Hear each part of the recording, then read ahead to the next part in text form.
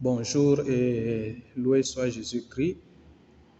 Nous partageons avec la communauté de foi universelle ce dimanche les lectures du livre d'Isaïe et surtout l'évangile que nous mettons ensemble. Et ici, mon attention s'arrête sur quelques versets mis ensemble venant de la première lecture du livre d'Isaïe et de l'évangile de Matthieu chapitre 21. Et dans le livre d'Isaïe, il est dit ceci: si le juste se détourne de sa justice, commet le mal et meurt dans cet état, c'est à cause de son mal qu'il mourra. Si le méchant se détourne de sa méchanceté pour pratiquer le droit et la justice, il sauvera sa vie. Et dans l'évangile de Matthieu, Jésus raconte une histoire d'un père qui va envoyer deux fils. L'un fait la promesse d'aller travailler et ne le fait pas après. Et l'autre refuse, mais plutôt se ravise et accomplit la volonté du Père. Vous demandez, à vous qui regardez cette vidéo, quand est-ce que vous avez dernièrement fait une promesse et cette promesse, l'avez-vous tenue? C'est très important. La parole donnée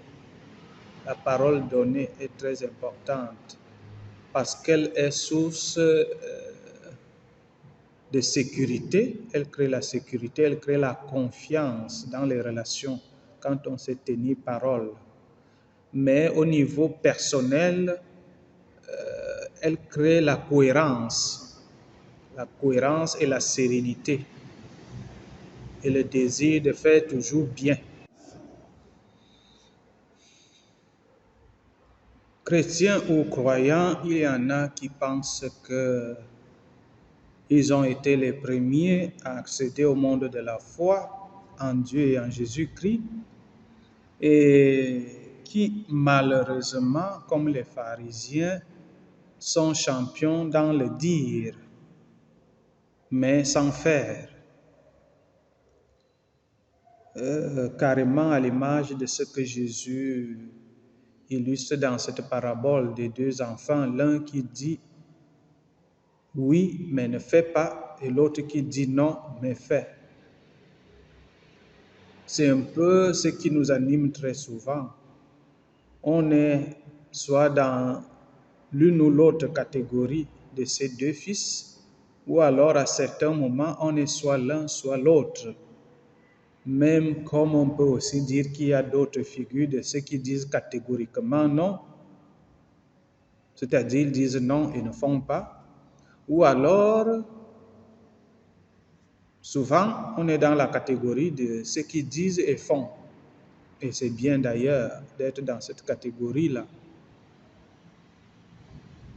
Ce dimanche, l'Église et les Saintes Écritures qu'elle nous propose nous portent sur la voie de la cohérence. Être cohérent. Et la cohérence se construit sur la base de l'harmonie entre ce qu'on dit et ce qu'on fait. Cela évite de créer soit des déceptions autour de nous, soit de détruire les relations entre nous. Parce que très souvent, si on est un homme aux fausses promesses ou bien une femme aux fausses promesses, nous payons cela par la destruction de nos relations. Personne n'aura plus confiance en nous, les gens s'éloigneront de nous, les gens ne s'engageront pas avec nous et tout ce qu'on est capable de créer quand on est ce genre de personnes aux fausses promesses ou bien aux gens qui ne font pas ce qu'ils disent. Et ce serait dommage qu'on bâtisse sa vie dans ce genre de chemin.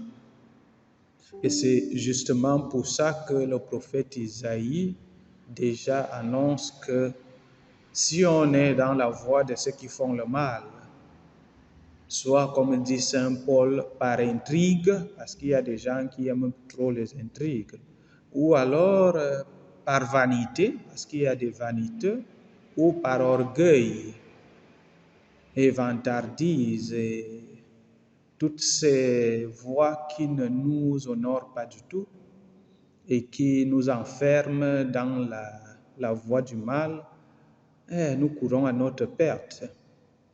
Voilà pourquoi la promesse de la conversion nous rapporte en arrière pour nous mettre sur la voie du salut. C'est justement pour ça que tous reconnaissent dans cet évangile que c'est celui qui a dit non et qui après fait la volonté du Père, c'est-à-dire parce qu'il se convertit, il se ravise, c'est celui-là qui est à magnifier. Bien évidemment, tous voient que cela est logique, tout comme c'est illogique de penser que pour un moment on est juste et après on se pervertit. Non, c'est illogique. Si on est bon, il vaut mieux être bon du début à la fin. Du début à la fin.